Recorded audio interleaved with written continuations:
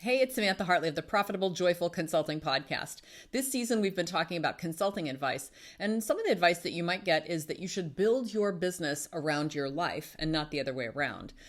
So I wanted to talk about what that even means. What does it mean to have a lifestyle business, and is it even possible to have a big business that is built around your life, or does it really need to be the center of your life? I remember for many years that having a lifestyle business was kind of a derisive thing that people would say. Oh, she has a lifestyle business, as if the person with the lifestyle business wasn't really taking it seriously. And I don't know if that attitude has changed or if as more and more people get side hustles, we're just more open to this idea. But I think the blending of hybrid work that's come now after the pandemic and the different ways that we're looking at employment, like people don't need to have just a traditional employment model anymore. And so what is that going to mean for how work is going to look? Well, for you in a consulting business, how I want it to look is that there are peak earning years when people might want to do a hustle kind of a thing. And that doesn't preclude having a lifestyle business in which you prioritize yourself and the quality of life that you want to have. And one of the things that makes me passionate about this is Parkinson's law. If you've ever experienced this phenomenon where you have, it takes you as long to pack as you have. This is the thing that happens for me. If I have a trip on Friday and I start packing early, well, I can pack all week long. It can literally take me like a week to pack. And if I have a spontaneous thing where I'm like, oh my gosh, I only have 45 minutes, then I can pack in 45 minutes, sometimes less. So packing is one of those tasks that expands to fill, at least for me, the amount of time that you have to do it in. And that's Parkinson's law. Parkinson's law says a task will expand to fill up the amount of time you have to do it. And I really noticed that a lot at corporate. If we had a little too much time on our hands, work, just like we would just work and things would take all those hours. Well, when you have a lifestyle business in which you're prioritizing your life, you don't want that business to take up all of those hours. I have a client who came to me recently saying, I'm working 50 hours a week. I was like, why? Why are you working 50 hours a week? You're allowing that to happen. So you have to design your work so that it doesn't encroach into your life. And that's what I'm going to talk about today, how to do that realistically. And what are the trade-offs that you have to make? Another really helpful quote for me is to think about the difference between what we claim to believe and what we actually believe, especially in the area of our values. Like we might claim that family is most important, and then we work and miss dinner 4 nights a week. Or we might claim that family is most important, and then we travel off, to the client site 3 days a week and are away from home completely. This is the thing that a lot of my clients have noticed. So when I'm brought in and they want to grow the business, what we get really clear on is what are things that can't change. So I want you to look at if your business is taking up all your time, then, but your values are like love and family and home and things like that, time for yourself, self-care, that's not happening. That's being sacrificed for the needs of the business. And so whether you claim it or not, what you actually believe is that all your good hours should go into working in the business. So I'm going to give you 5 ways to think about it differently so you can hopefully begin to transition your business to where your life is actually the center of your life and your business is an aspect of it. So the first thing that we need to have is you need to create a vision for how you want that lifestyle to look. Your business life combo, this blending, how do you want that to look? Because if you can see it, you can achieve it, right? You can see it and believe it and achieve it. And I think everything that starts with clear intention is the thing that you can achieve. So I really want you to look at what would this look like down to details. So we're going to talk about some of those details in a second, but what I just want you to think about is, oh, I would have these kinds of clients. I would work this way. Would you travel to see your clients or would you not? Would you work in an office away from home? Or are you in a home-based office? What are just the big broad strokes of your vision for your business? Bringing it palpably to life and really fast forward 6 months or 12 months, you're sitting in your office, or maybe you've just arrived home and you're sitting on the couch and kind of just decompressing from your day. How did today go and what did it look like? What is your business looking like in general? I think bringing to mind those broad strokes is super informative. It'll show you kind of like the first few things that come to mind. A lot of times what you'll find bubbling up is, well, this won't be going on anymore, or this will be different. I'll be doing this and that's different. So think about what those things are that bubble up so that you can identify the immediate changes that you might need to make. And then I would love for you to write your vision down just in a paragraph of like what that blended business life looks like. It should be driven by your priorities. And now this is like what you claim to believe and what you actually believe for a moment need to be the same. So what are your priorities? Is it that for the next 12 months you want to stop working so much and you'd like to have, maybe you'd like to read novels or start an exercise routine or train for a marathon or, sometimes you may have had a situation where a family member has gotten sick and you're about to be the primary caretaker and you have to change your life over the course of the next year to accommodate that. What then will need to happen? So if you can lay that out clearly for yourself, your priority is to be there for my mom or to read 10 novels or to train for this marathon that's going to be 6 months from now. Whatever those priorities are, write those down, because the things that we keep in front of ourselves on a daily basis are the things that drive what happens in our life. So I'd love for you to have that vision, and I would love for it to be driven for your priorities in your life. I also will talk about non-negotiables. Like these are the things that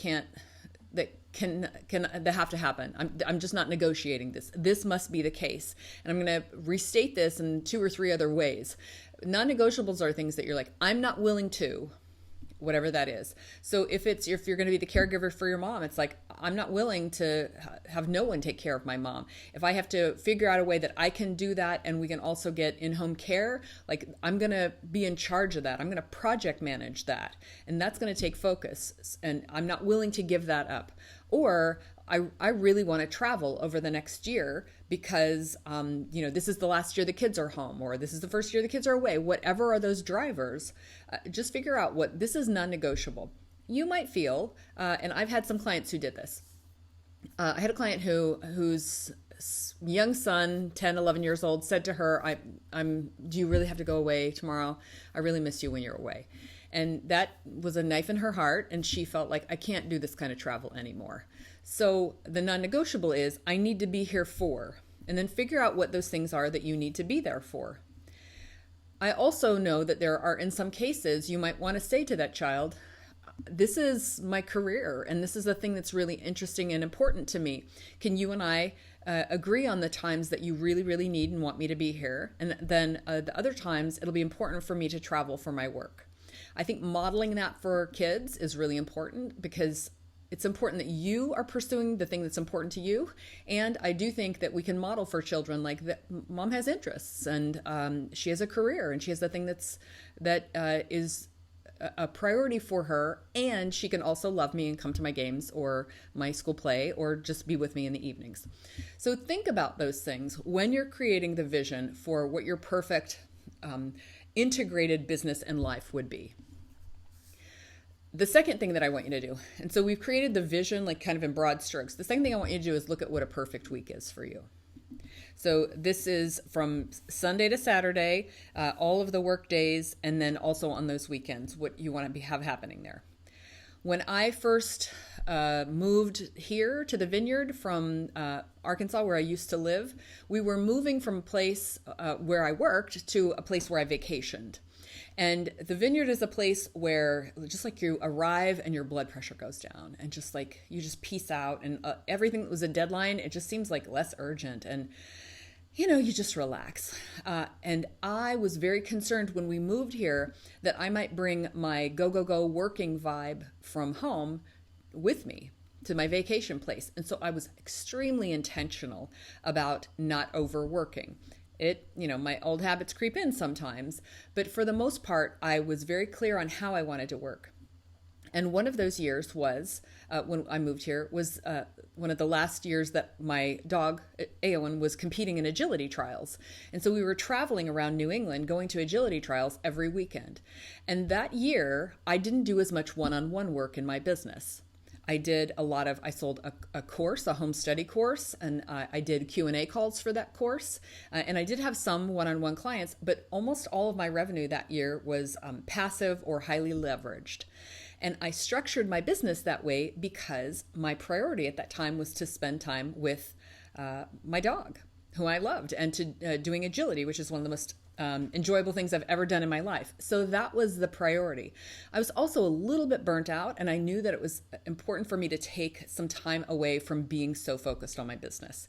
And that was one of the most rejuvenating years ever. So that was the year, and how every week would look was, I like a slow week, a slow start to the week and an easy end to the week, which means I might start late on a Monday and then work on my own business, mostly with usually no client meetings. That's true of both my Mondays and Fridays. They're focused on my business and maybe ever a client meeting, but usually not. And if so, maybe half an hour. So those will be days when I would have maybe daytime workouts or other things like that.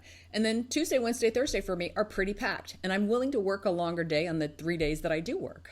So that's the week for me. I've done this exercise with a client. A lot of his business is centered around when clients come into town to meet with him. So Monday is usually a travel day. Tuesday, they do these things. Thursday, this.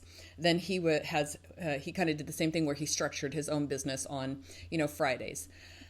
I want you to think about the rhythm of your week, when you have energy, when your energy fades. For years, I took Wednesdays off. It was kind of funky to have just a break in the middle of the week. I might have had like maybe a 10 to noon or something, but generally in the afternoons, I was surprised doing agility training. And that middle day in the week was just mostly free. You can do anything you want to create the business you want.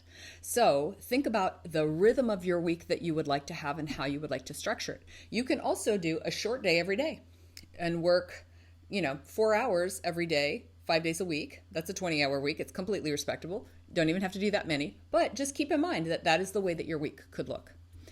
The other thing that I think is important about the way my week looks is I'm a sprinter, so I have a lot of energy in short bursts. So it really works for me to structure my week that way. I'm not a marathon person, so for example, the 4 hours a day all week long would probably not work as well for me, especially since once I start something, I usually don't like to stop. So on the days that I do work, I like to work long hours. So think about yourself and your work personality. Do you work in short bursts? Do you really like to put in the long hours? Do you like to have more of an evenly spaced week? The structure is the same almost every day or not. So we've done your vision overall. We've done a perfect week. And next, I want you to do your perfect day. When I did this exercise with my client, Carrie, we had this great epiphany. It was during her VIP day. And we said, well, let's just write down what would be your perfect day. So we kind of sketched it out. She likes to have a late start. She doesn't like to get up early. So she would kind of have a leisurely morning. During the morning, when her brain is fresh, she wanted to write. So she would spend the morning time writing, and then, and only then, would she have some time for her team. So then she would take calls or go into meetings or whatever they needed. And then she would have a lunch, and a leisurely lunch with a walk afterwards, some time for some exercise, enjoying her environment. And then in the afternoon, when she was a little maybe tired, but could be rejuvenated by the clients, she would work on client work, take client calls and things like that. That was the way a day would look for her if it were ideal. And of course, her response to that was, well, that doesn't feel like work. Is that really like a productive day? And here's the funny thing is if you are the central person in the business, your highest purpose is usually spent ideating, coming up with ideas for growing the business, doing business development and strategy and things like that. Or in her case, like writing, this is creating content, creating IP, doing marketing materials, and those kinds of things. So that was actually her having an extremely revenue generating kind of day, and it didn't feel like working for her. So wouldn't it be great if your time working in your business almost always felt like not working at all? Now, I would say I've probably about 80% of the time is how I feel. Probably 20% of the time I'm thinking, ugh, what is this thing? It's usually going to be something associated with my website or something that I committed to do that I actually don't want to, those kinds of things. But most of the time, I'm invigorated by the work that I do on my business. And that's what I wish for all my clients. So if you can design your perfect day, you've heard where those kinds of appointments would go. Do you have more energy in the mornings or do you get it in the afternoon? I just spoke to a guy who does freelance writing, and he said he starts very early, like 6 a.m, but he takes a break midday, goes away for 90 minutes for, I forget what it was, probably exercise, but it's a rejuvenating time off, and then comes back and continues work. So I would say don't come back and continue work, just go with the first part. And that's a perfectly respectable day. We are addicted to overwork in this country. And every time I see something, an article on LinkedIn that says so-and-so company is doing a 4-day work week, or so-and-so company realized that more than 6 hours a day is not productive, I think, how come everybody doesn't work that way? And then I ask myself, well, are you working that way? And I think I'm working on it. I'm as close to that as I can get right now. And I try ever more to be ever more efficient so that I don't have to work. Because just so you know, like, effort does not equal success or revenues. The more you work, in some cases, you hit diminishing returns. And what I want to offer you is to observe yourself the next time you're tired and you're doing something. You'll notice that it takes twice as long to complete the thing that you're doing because you're tired. If you would put it away and come back tomorrow when you're fresh, you'd find that you could get it done at least twice as fast and possibly more. So work on things that require brain when your brain is sharp. So that could be the morning for you. It could be later. And work with clients. If they invigorate you, then work with them in the time of day when you have a dip normally, because they'll wake you back up or they'll pull out your genius and your energy. So learn those rhythms and structure your day that way and your week that way. The next thing that I want to talk about, and I've talked about this in previous podcasts, but it's so important, and I feel like I bring it up at least once a month to my clients, is rules. What are the rules for you that help you? They're the guardrails and the boundaries that keep you aligning and working with your perfect day and your perfect week. So rules need to be, I block off space on my calendar according to my perfect day and my perfect week, and I don't give it away. I don't give that meeting space to a networking meeting or a client meeting or anything. Put time on your calendar for those other things and then block it into those slots. What if I get too busy and I have to give those times away? There's always exceptions to rules, but what I want you to observe are if you get into patterns where you constantly give away time, which was allotted for you to work on your own stuff, so that you end up either having to work on your own stuff nights and weekends, or it just doesn't get done. When is it, do you need more help in the business? You need somebody else who can come in and handle these meetings or do those other things. So observe those things. Other examples of rules. My day starts at this time and it ends at this time. So for example, I start my workday at 10. I may be here at my desk earlier than that, but I'm not committing to be somewhere earlier than 10. Why? Because we do exercise and dog feeding and walking and meditation and all of our morning rituals before the day begins. And I want to have that slow start to my morning. I want to have that so when I sit down at my desk, it's 10. So I'm not scheduling client meetings before 10. That's a rule. I'm not committing to my team that I'll be available to them before 10, etc. And then you have to have a time that your workday ends, because otherwise sometimes workdays don't end. So what time does your workday end? And stick with it. Like, kick yourself out of your own office. Had a client who said her desk was in the same room as her entertainment center, and so she kind of just would creep over and just check email or a few things. If your computer that you use for work is also associated with entertainment, like you want to watch your Netflix or you run your YouTube TV through the computer, get an iPad so you have a thing which is associated with entertainment that is separate from your work computer, because that is a great way for your life, your business to creep into your life in a way that you don't want. It's good to have good boundaries.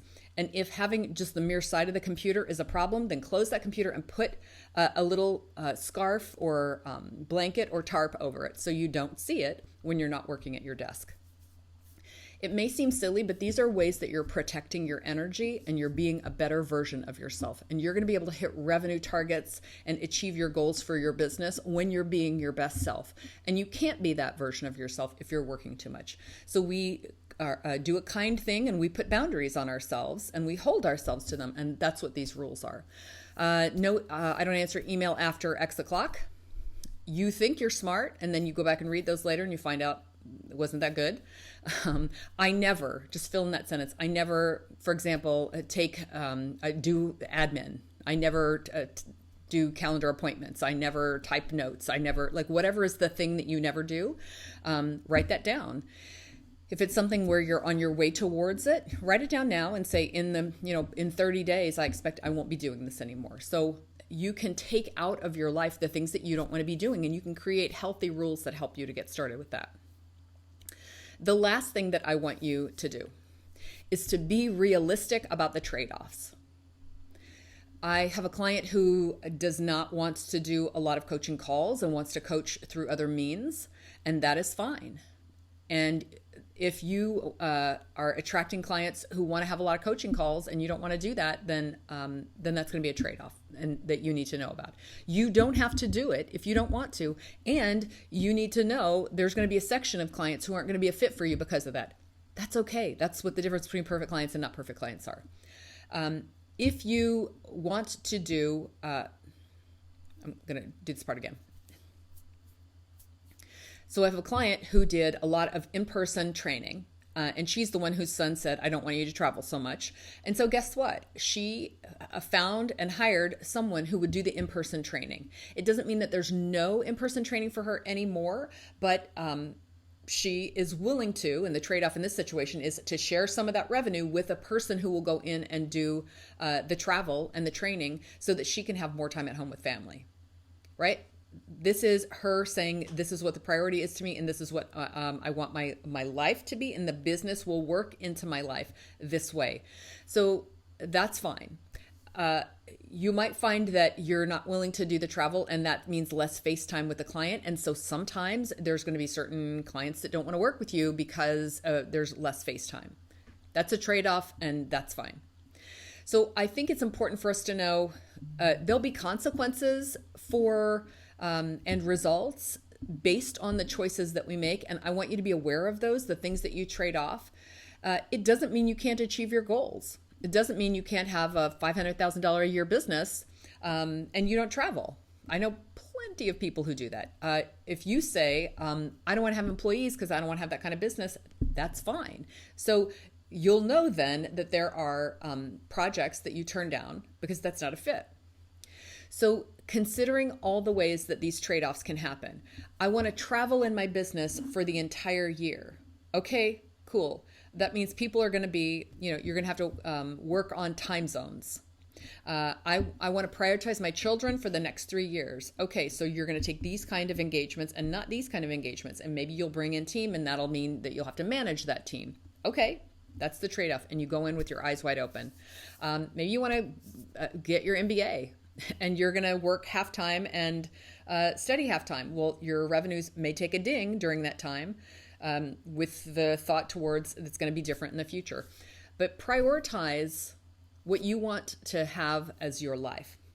We're never going to look back on our deathbed and say, I wish I'd worked more.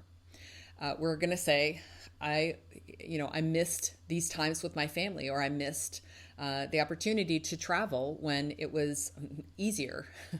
So think about the things that you want to do right now. You can build a business around that, and you can succeed in that business. There will be trade-offs. There will be things that some compromises that you have to make. But if you know your non-negotiables and your own priorities, then you can still craft that business in alignment with your own values.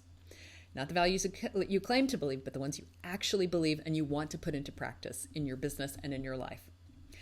And with that, I am wishing you a profitable and joyful consulting business.